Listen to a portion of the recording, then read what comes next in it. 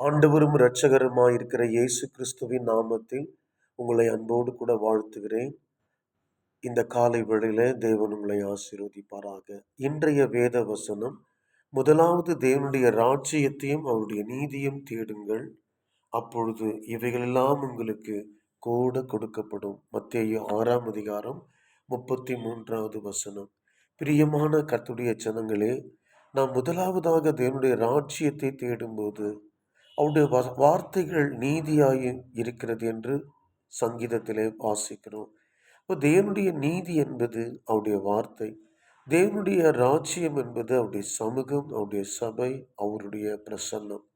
தேவனுடைய சமூகத்தை, தேவ சபையை, தேவனுடைய பிரசன்னத்தை நாம் தேடுகிறவர்களாய் நாடுகிறவர்களாய் இருக்க வேண்டும். முதலாவது என்ற வார்த்தை இருக்கிறது.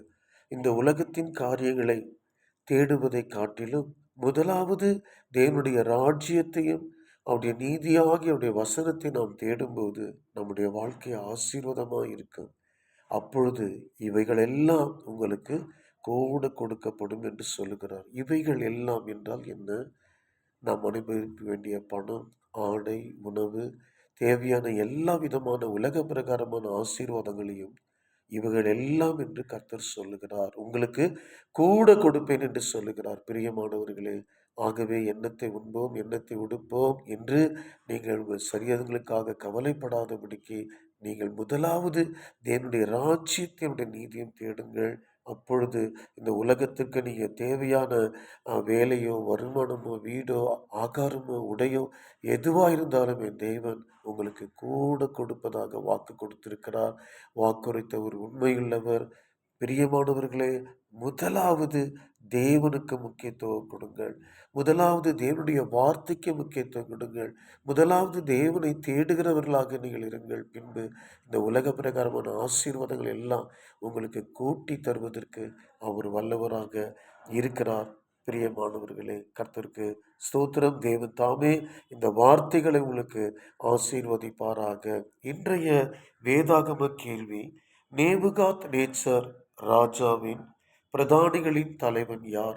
நேபுகாத் நேச்சர் ராஜாவின் பிரதானிகளின் தலைவன் யார்? இன்றைய கேள்வி, நேபுகாத் நேச்சர் ராஜாவின் பிரதானிகளின் தலைவன் யார்? விடைகளை கீழே கமெண்டில் சொல்லுங்கள், வாட்ஸ்அப்பில் தெரியப்படுத்துங்கள், என்னுடைய இமெயில் ஐடிக்கு நீங்கள் பதிலை அனுப்புங்கள். சப்ஸ்கிரைப் பண்ணாதவர்கள் சப்ஸ்கிரைப் பண்ணுங்கள். கர்த்தர் உங்களை ஆசீர்வதிப்பாராக. கேள்வி எண் 9 சரியான விடை எழுதினவர் பிரதர் ரிச்சர்ட். விடை 450 வருஷம். அப்போஸ்தலர் 13ஆம் அதிகாரம் 20வது வசனம். தேவன் அவர்களுக்கு ஏறக்குறைய எத்தனை வருஷமாய் நியாயாதிபதிகளை ஏற்படுத்தி வந்தார்? விடை 450 வருஷம். அப்போஸ்தலர் 13ஆம் அதிகாரம் 20வது வசனம்.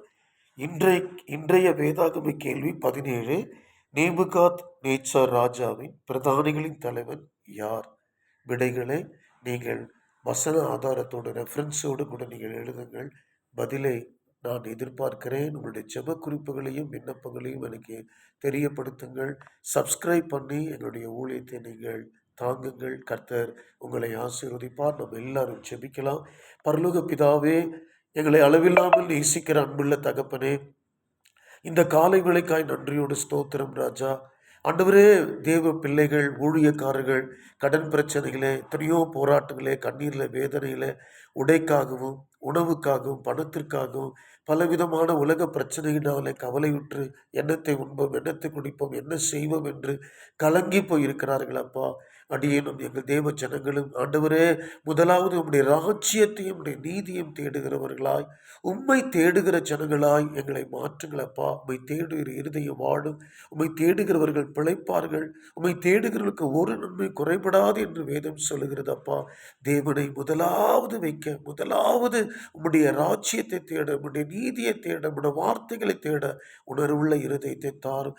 யார் என்னென்ன மன கஷ்டத்திலே, வியாதியிலே, பிரச்சனையில் இருக்கிறார்களோ அவர்களுக்கு அதிலிருந்து விடுதலை கொடுத்து, சமாதானத்தை கொடுத்து, பண தேவைகள், பொருளாதார தேவைகள், திருமணமாகாத பிள்ளைகளுக்கு திருமண வாழ்க்கையை ஆசீர்வதி தரும்படியாக ஜெபிக்கிறோம். கர்த்தாவே, வேலை இல்லாதவர்களுக்கு வேலையை ஆசீர்வதித்து தரும்படியாக ஜெபிக்கிறோம். படித்துக் கொண்டிருக்கிற பிள்ளைகளுக்கு ஆண்டவரே, படிப்பிலே உயர்வை தரும்படியாக ஜெபிக்கிறோம். இயேசு கிறிஸ்துவின் நாமத்தில் ஆசீர்வதித்து ஜெபிக்கிறோம். ஜீவனுள்ள நல்ல பிதாவே, ஆமென், ஆமென். God bless you, God bless you.